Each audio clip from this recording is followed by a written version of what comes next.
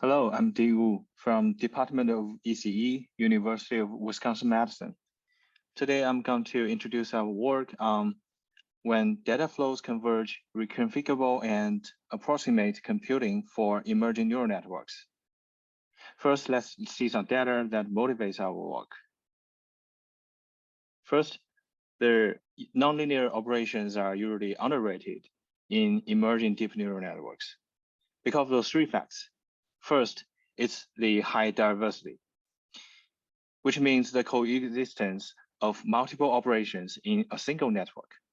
In this table, we show three different neural networks, and each neural network will have multiple nonlinear operations inside. The second fact is the high complexity of those nonlinear operations, and they are more expensive than single ReLU and max pooling. On the left is the operation count of a neural machine translation model. All the nonlinear operations only counts for 4.3% of total operations. However, when running on the CPU, the runtime of those nonlinear operations will be over 30%. Third is the high cost of those nonlinear operations when implemented in hardware, especially when naively implemented.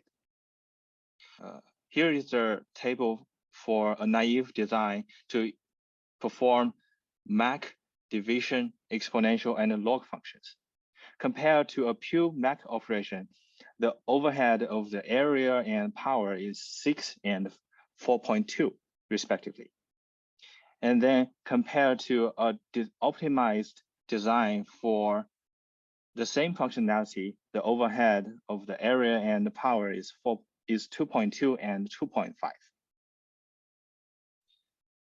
To solve this problem, in our initial work, we propose the unified nonlinear operation, which is for short UNO. And UNO can minimize the overhead to support nonlinear operations. Here's a diagram of UNO. So those gray blocks are original for the MAC unit.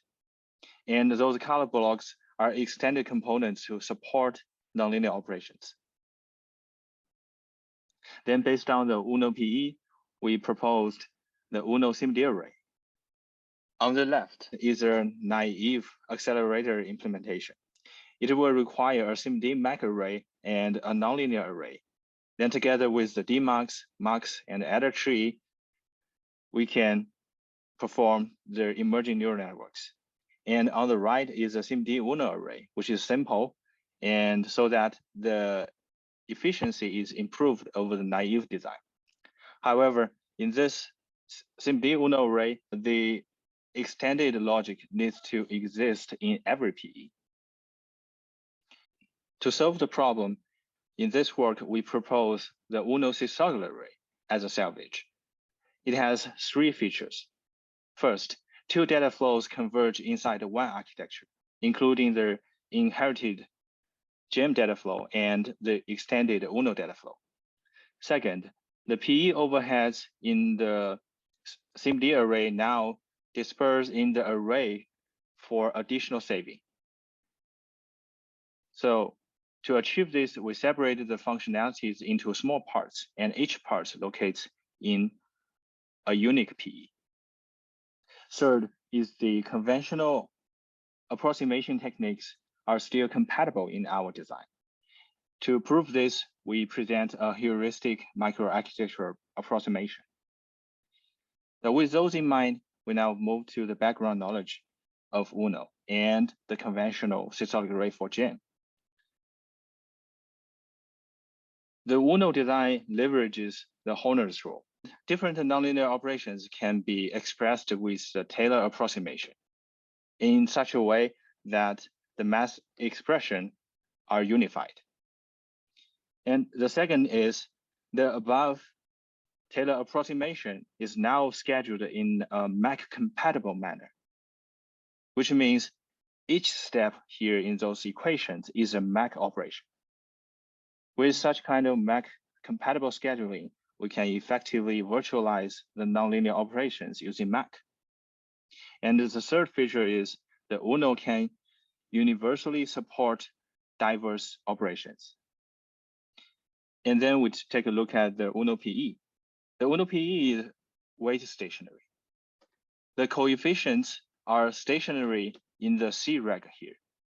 And the variable and the scale goes into the V reg are calculated from the input. And the output is always accumulated in the M reg. Next is the systolic array PE for GEMM, like the TPU PEs. Here is also a weight stationary PE.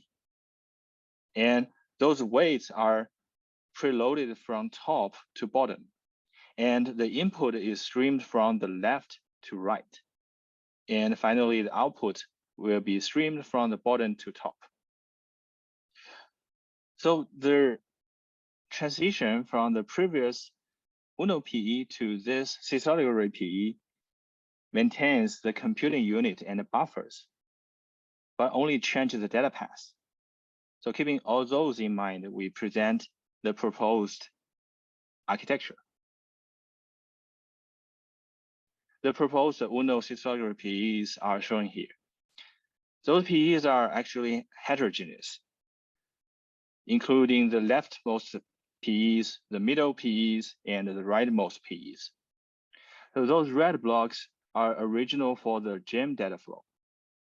And the blue blocks are extended for the UNO data flow. Then let's take a look at the data path. The black lines are original for the GEMM data flow. And the blue lines are extended for UNO data flow. Then based on those heterogeneous PEs, we walk through examples to the two data flows. First is the GEMM data flow. The goal here is to calculate X1 by W1 plus X2 by W2. And we have two vertical PEs here, one on the top and another on the bottom. So at cycle 0, the weights are already statically stored in the W reg. Then at cycle 1, X1 is streamed into the bottom PE. Then at cycle 2, the X1 will be pipelined to the PE on the right. And the partial result is calculated here, X1 by W1. And it will be sent to the top PE later. Also, as this cycle, the X2 is streamed into the PE at the top. Then in cycle 3, the X2 is pipelined to the PE on the right. And at the output, we will have the previous partial result plus the new multiplication result here. So the previous MAC result is accumulated in the GEMM data flow. And each vertical column performs identical operation. Next, let's move to a UNO example. The goal here is to calculate f equals to C2 by the square of variable plus C1 by variable plus C0 by scale plus offset. So there are three PEs here. And at cycle 0, the coefficients are statically stored there. Then at cycle 1, the X is streamed into the leftmost PE. And at cycle 2, the variable is calculated based on the previous input and pipelined to the middle PEs. Also, the intermediate result C1 add C2 by variable is also pipelined to the middle PE. And at cycle 3, the variable is also pipelined, and we will have a new intermediate result here. So note now, the previous MAC result is multiplied instead of accumulated in the GEMM data flow. So finally, at cycle 4, we will have the final result. Now, in this UNO data flow, each horizontal row performs identical operation. To sum up previous two examples, the UNO systolic array has two heterogeneous data flows, as shown in this figure. The red line represents the GEMM data flow in vertical column. The blue lines represents the UNO data flow in horizontal row. Besides the data flow, we also present a cross-level approximation. We use a very simple heuristic approximation. So first, we observe that UNO data flow proceeds from high to low order. The low order terms are multiplied less times, so they can be more eagerly approximated. Then also we observe that the UNO data flow proceeds from the left to the right. So right PEs can actually have one less bit for the MAC than the current PE. So in this case, assume we have an n-bit UNO systolic array with a size R rows by C columns. We give n bits for the leftmost PE. And then for the rightmost PEs, we have n minus C plus 1 bits. So with those innovations, we move to the evaluation part. So firstly is the setup for the experiment. So for the evaluated DAN, we use the capsule network, including division, exponential, log, sigmoid, and the softmax. To evaluate the accuracy, we develop customized PyTorch operators, and we use post-training quantization without retraining. Then to evaluate the hardware performance, we set up a systolic array baseline.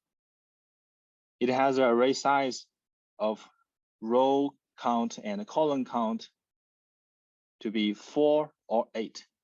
And the bit width n for the MAC is 16-bit. The array is synthesized with the TSMC 32 nanometer technology at 400 megahertz. Then let's move to the evaluation result. First is the accuracy at the operation level. So we give the input 16-bit, and 1 bit for sign, 5 bit for the integer, and 10 bits for the fraction. Then 3 operations are evaluated here. We observe that the UNO systolic array presents similar accuracy compared to the UNO SIMD array. Then the accuracy at the application level for the capsule neural network is presented in this slide. The FP32 accuracy is 98.78%. And then for the fixed point design, we allocate different bits to the sign, integer, and fraction. The resultant accuracy is shown here, and we highlight all the results with negligible accuracy drop compared to the SIMD array, and it's more than half, proving the high accuracy of our design. At last, we present the hardware performance in terms of area, power, throughput, and energy efficiency. So compared to the SIMD array, our UNO systolic array have significant improvement.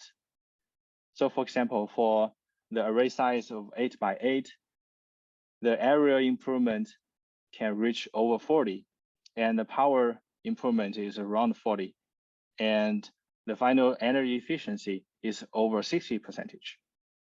However, those two designs will have identical throughput because they actually use the same algorithm.